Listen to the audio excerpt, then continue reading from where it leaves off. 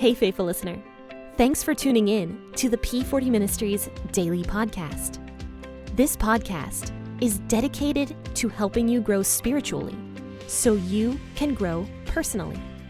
Let's grow together by building a consistent Bible reading routine. This is Jen, your host, and today we will be discussing the book of Exodus.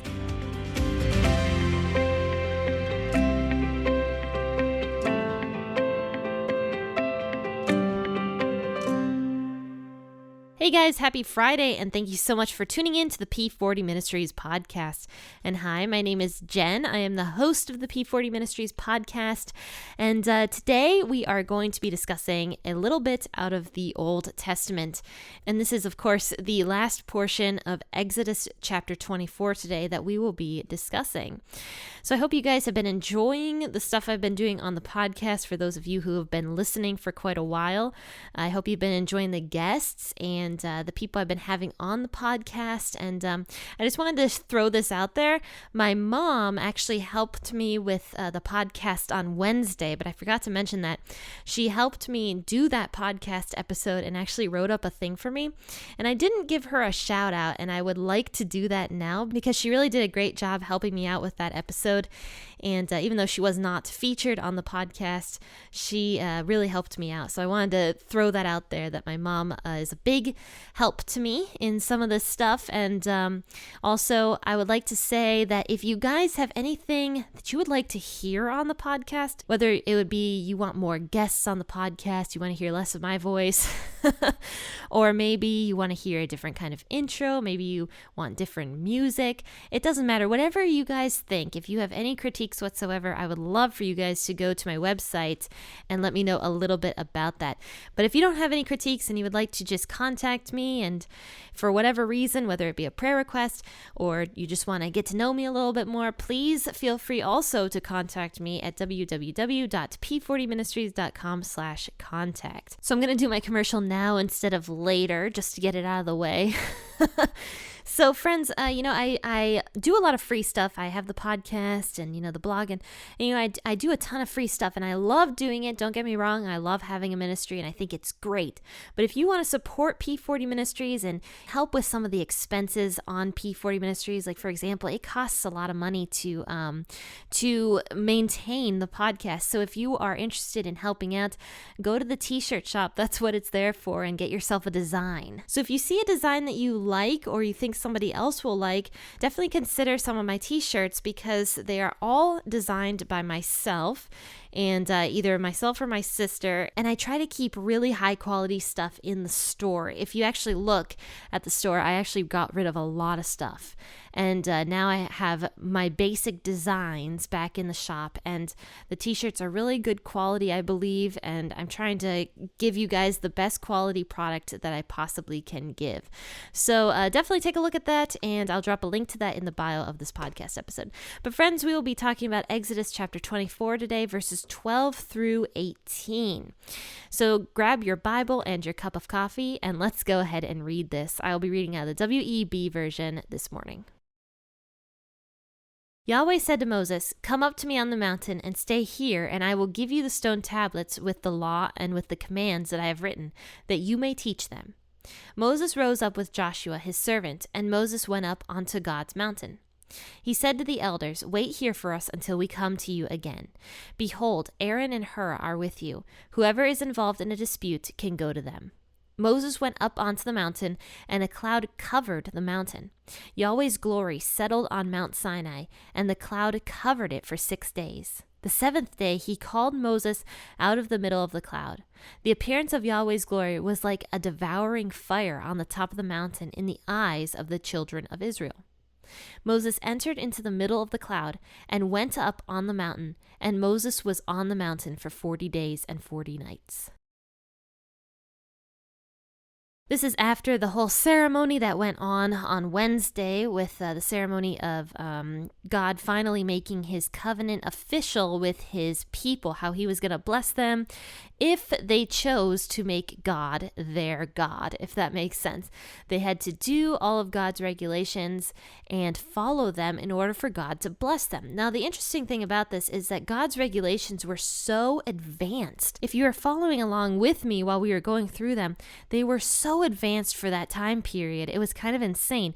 Things that we do nowadays, God was commanding them to do back then as health regulations and as, treating other people with respect and, protecting themselves from diseases and just different things, and people back then wouldn't have known the science behind some of what God was saying, but it was just very advanced and way beyond its time period for back then. I mean, God was even putting a court system in place and just doing all sorts of different things that never would have been thought to be done in that time period. So, we look at some of the regulations and we're kind of just like, oh, why would God command the people to do that sort of thing?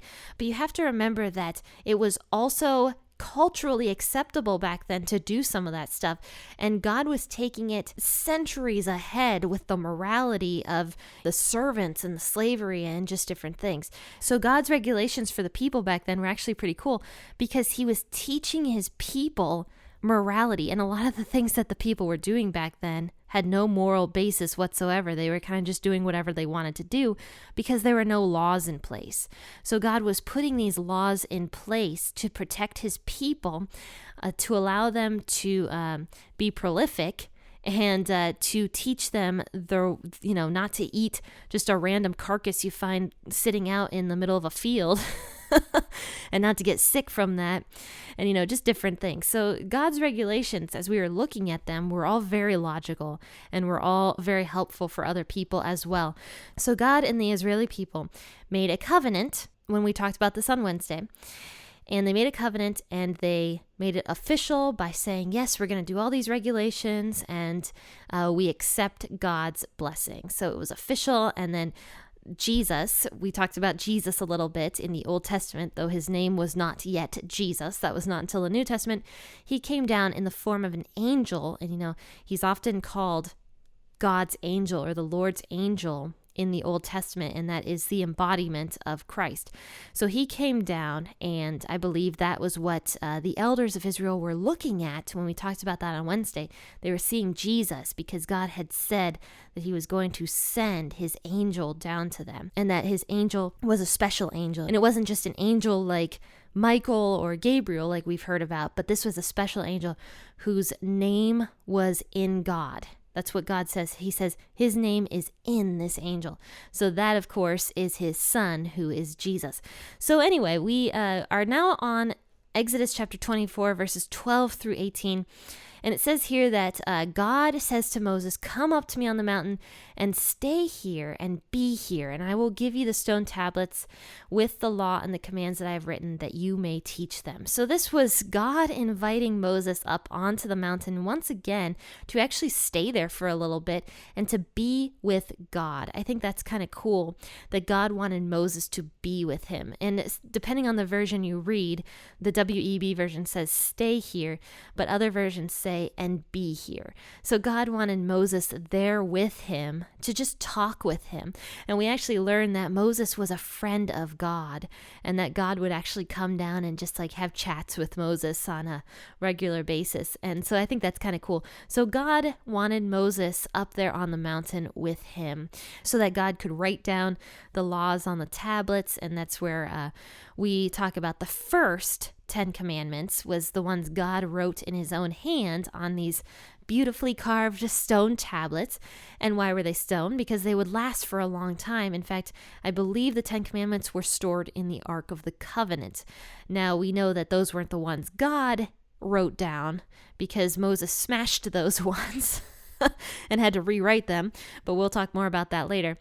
But God wanted them to last, so he made them out of stone and probably carved them himself and wrote in them himself, and so they were probably very, very beautiful because everything God does is very beautiful. So anyway, he was going to carve out the 10 commandments on these stones so that Moses could take them to the people and that the people would always see what God had written right there in those stone tablets, and that would last for generations and generations. So then after this, it says that Moses rose up with Joshua. So in other words, he gets up in the morning and he takes Joshua with him. Now Joshua, it says here, was actually Moses' servant. And we've learned the difference between servant and slave in the Old Testament. Moses was called the servant of God, and Joshua is called the servant of Moses. And, we see the word servant popping up a lot. And nowadays, it's translated as slave, which is very unfortunate because our belief of slavery is much different than what it was supposed to be in the Old Testament. This was more of a servant, more of like an assistant or a employer-employee kind of relationship. And we talked a lot about that. So now here's this word again, servant, right here with Joshua. And this is the same Joshua that firstly helped Moses in war. We learned about that a while back. And then he is also the same Joshua that takes over all of Israel later on in the book of Joshua. So it says that Joshua and Moses woke up in the morning and they went up onto God's mountain. So God allowed Joshua up onto that mountain. But before Moses left, he's talking with all the elders, and we find out that there were actually 70 elders, not including Aaron and his kids. And so Moses, before he goes up on the mountain, he says to the elders, "Wait here for us until we come to you again. And behold, Aaron and Hur are with you, and whoever is involved in a dispute can go to them." So Moses trusted his brother Aaron and the other elders to control the people of Israel. He trusted them because they were with him. They were learning about God. They heard God's voice. They were praying with Moses. They were doing the covenant stuff with Moses and all that. So Moses trusted his brother, which he should not have, but he did.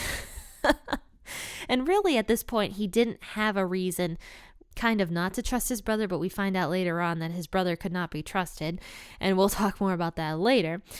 But it says Moses left the care of the Israeli people to his brother and to the different elders. And he says, whoever needs judged for some sort of dispute can go to you guys, because I'm going to be up on this mountain with God for a while here. And so I'm going to be gone. So you guys handle the Israeli people, and I will be back down once God is done with me, basically.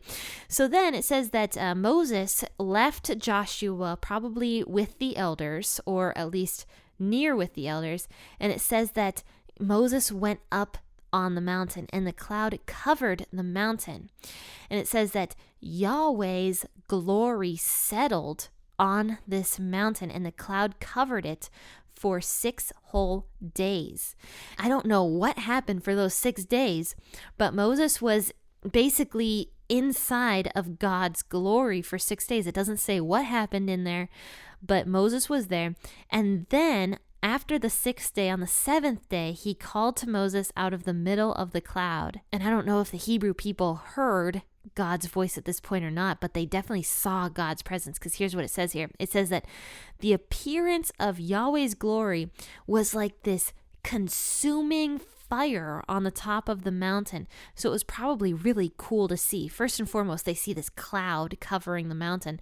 Then they see these sparks of fire up on the mountain, this consuming fire. And it was probably a very interesting thing to see. And the cool thing is here, this is very consistent with God. So we saw at the very beginning, when God was first leading the people out of Egypt, he was going in front of them during the day by a cloud. That's what his presence looked like. And then at night, he was going in front of them like fire, like this pillar of fire. So God's glory takes 2 forms that we see here, probably many more, but right here it takes 2 forms, fire and cloud. God is extremely consistent with how his glory looks. And even the first time when we saw God's glory up on the mountain, here a few chapters ago, we saw that it looked like the mountain was on fire because of God's glory being up on that mountain.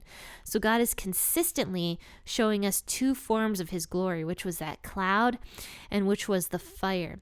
And this is a really, really cool thing to think about, because we think of clouds as like nice, fluffy little things that we look up in the sky, and they're cute and they're pretty and they're beautiful, and sometimes they rain. But, for the most part, we look at clouds and we think big, fluffy, puffy clouds.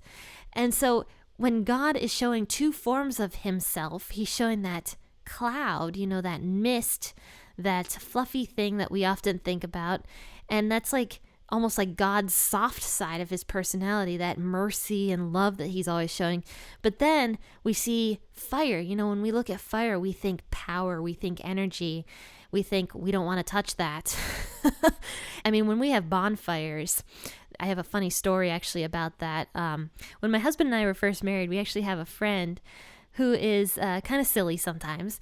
And I remember one time this bonfire got really big because we threw a bunch of boxes on it at the same time, and we were having some friends over. And this particular friend, everybody else had left the bonfire and like moved back because the flames got really tall. And here is this guy who is just sitting there on the lawn chair, the flames practically at his feet, and they're coming up. And I'm just like, Ben, don't you want to move? And he's just like, this is okay. It's fine. I'll be okay. And then finally, after like a minute, he's like, okay. And he moved. So, I mean, it's just proving that fire is hot and we don't really want to go near it. Like, it's cool. It gives off warmth. If we don't get too close to it, we enjoy fire, because fire helps us stay warm. And even I enjoy my new fireplace in the house. Like, I enjoy it. We just turned it on for the first time last night, and it was fun to have that fire, and everything like that. So we enjoyed it. But the thing is, when God is expressing himself as both a cloud, which is soft and gentle and produces rain, and then he's also expressing himself as a fire, which is energetic and powerful, and you don't want to get too close to it because you'll get burned. That's showing both sides of God's personality. The side of how like powerful he is and how you don't want to get too close, but then the soft and gentle side of God that, produces the rain and gives you the good things and loves you and cares about you. And just it's just very interesting how God is showing both sides of his personality here up on that mountain. And the children of Israel are seeing both God's glory as a gentle cloud, a mist, but then also as this consuming fire that's like all over the mountain. So it says that after this, Moses went up into the middle of the cloud and went up onto the mountain. And Moses was on the mountain for 40 days and for 40 nights. So Moses took a vacation with God pretty much. He went up on that mountain, and I'm sure God was providing all of Moses' meals, or maybe making it so that Moses didn't have to eat, or I don't know. But Moses was up there and he was being sustained for those 40 days and for those 40 nights as he was just talking with God. And, God was teaching him different things up on that mountain. And, Moses was the friend of God. So God, of course, who is all powerful, can basically do anything that he wants. And yet he wanted Moses up on that mountain with him, to be with Moses, to be around him, to sustain Moses, and just to teach him different things. So of course, during those 40 days and those 40 nights, we know that the Israeli people got kind of restless, and we'll talk more about that coming up pretty soon here. So definitely join me on Monday, and we'll talk more about Exodus, but we'll be on Exodus chapter 25. So join me then, and we'll discuss some of that. But friends and faithful listeners, have a fantastic rest of your Friday and have a great weekend. Happy listening, and God bless.